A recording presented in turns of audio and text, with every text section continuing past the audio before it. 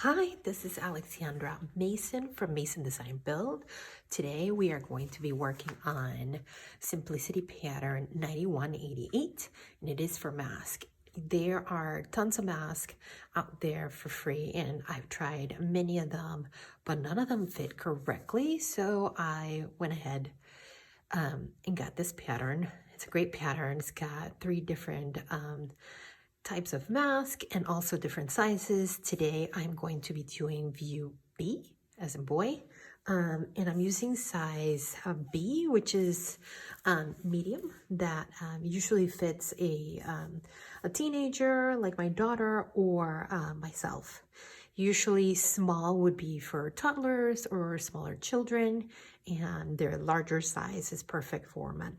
So today we're going to be doing again, Simplicity S9188 in size medium. And then I also got these fabric quarters from Joann's, but you can get this at any one of your local fabric stores. So go ahead and cut 2 pieces of fabric, and then you're also going to need 2 of contrasting fabric and then 2 of interfacing. So I'm going to go ahead and cut four of these for the pattern, and then I'm going to interface 2 of the pieces. See you soon. Now that you cut your 2 pieces of fabric and your 2 pieces of contrasting fabric, and I went ahead and interface those 2 pieces, go ahead and with right sides together, go ahead and match the notches and pin. And what you're going to do is you are going to sew 1/4 of an inch from here all the way down, and then make sure you backstitch at the start and at the end to lock in your stitches. Go ahead and do that for both masks.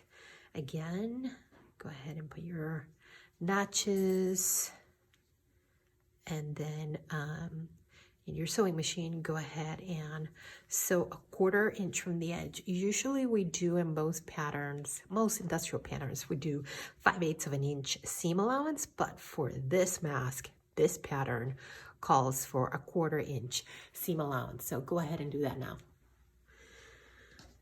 So I went ahead and sewed 1/4 of an inch seam allowance for both sides for the 2 pieces of fabric and then the 2 pieces of contrasting fabric.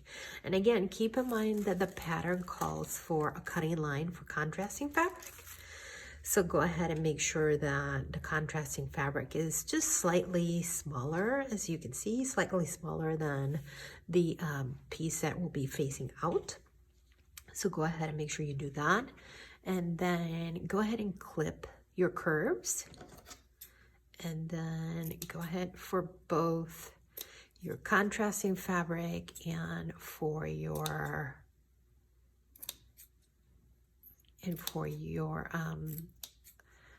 the 2 pieces of fabric. Just cut those curves on both of them. And then once you do that, you are going to go ahead and with right sides facing, you are going to sew, get those, and make sure you do not clip your curves, but do not cut your stitching lines, because then you will be back to the start. So make sure you don't do that. And then again, with right sides together, you are going to pin. You're going to pin away. Make sure that you have these centers really nice and lined up, right? Because you definitely want to make sure that it matches on both sides. But go ahead and pin the top.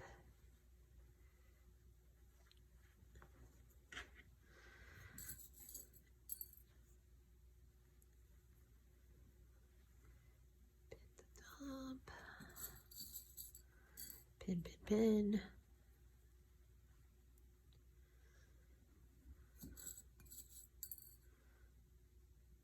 And something to note, the fabric that you use, make sure it's a cotton and that it's a tight weave.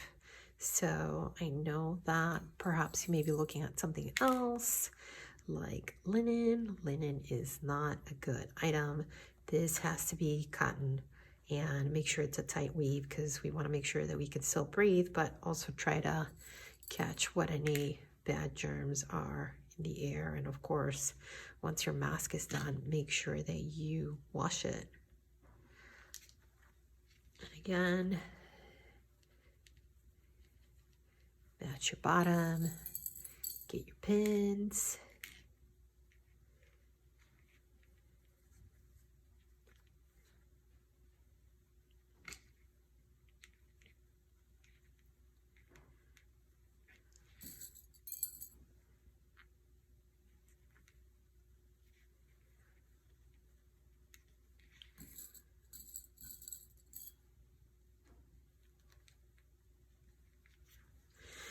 Once you have that done, what you're going to do is you are going to sew, starting again at the end. At the start, you're going to sew 1/4 inch the top all the way around, and then back stitch front and back, same at the top, and then go ahead and do the same at the bottom.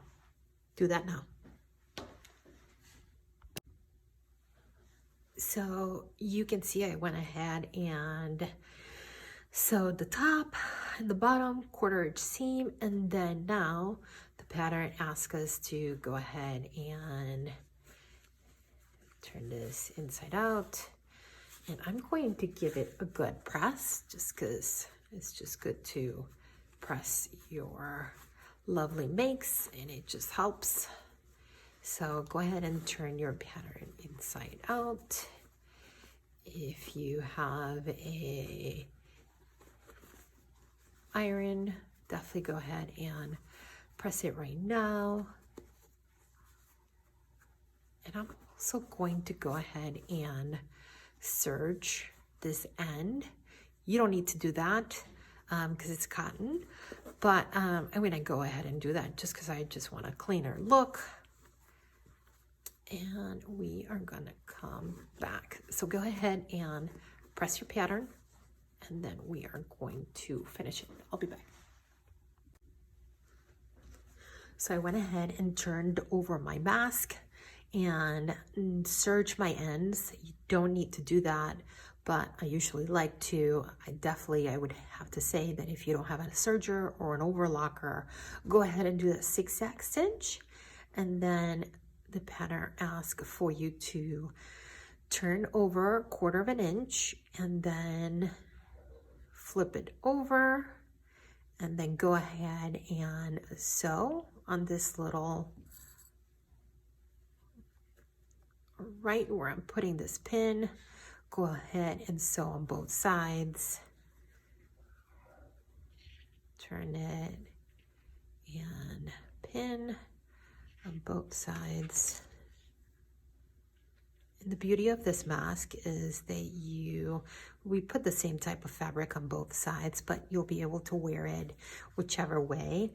This pattern also calls for, you can do a longer strip of fabric. You can tie it, but I tend to like using elastic, and the pattern calls for a 1/4 inch elastic. This is a little bit too big for my ears, a little bit cumbersome, and I just try to wear this mask so it fits and is somewhat comfortable. So I go ahead and I use 1/8 inch elastic. They should have this at your fabric store. Usually I go get this at my local Joann's, but you can always get this at any fabric store. And great time to measure your mask at this time and measure your strips. So I have done this before, and I like to use a 1/4 inch, an 1/8 inch thread, and at 4 3/8 length.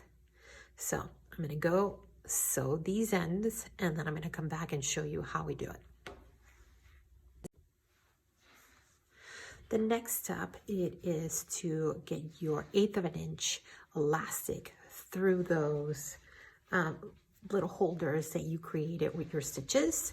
So I use a safety pin, and I went ahead and just looped it through on both sides, and 1/8 of an inch elastic is a little bit small to get through your sewing machine, so I'm going to go ahead and hand sew it. I'm going to show you right now how the mask looks, but once you have done this, you are done.